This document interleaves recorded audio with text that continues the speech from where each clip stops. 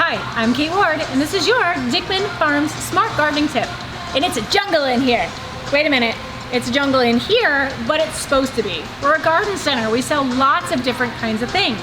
And they're one's next to the other one. We've got nearly perfect lighting, but it may not be what you have at home. So if you found that you came to the garden center and you got home and you found the thing and you had to have this and you did and this and that and you're like, I don't know, what do I do? Well, here's where we help you.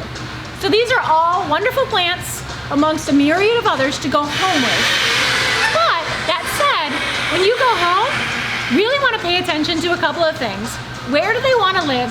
And color-wise or texture-wise, who should they live with? So start with, where do they want to live? Is it a medium light plant?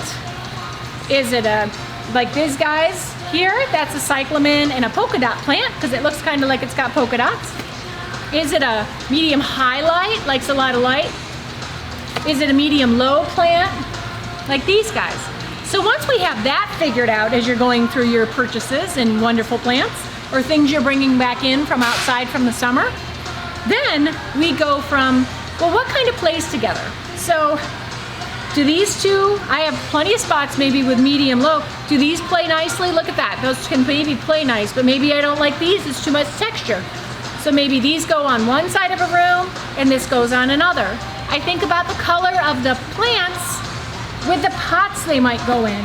So if I'm gonna have all these play together, maybe I'll pick a simple pot, like a clay pot for that to drop into. Or maybe I wanna pull out a specific color in something. So, or lack of. This to me would be a bit much for this plant. It just looks sort of like I'd put something more spicy in it, as opposed to something that's sort of classical. Or maybe something arid, like a cactus, something like that. So try and match and marry your different plants to their positions, the colors that they'll play well with one another, and to their light requirements. Well, but I see all these things, Kate, and I see them on the web. They must be true.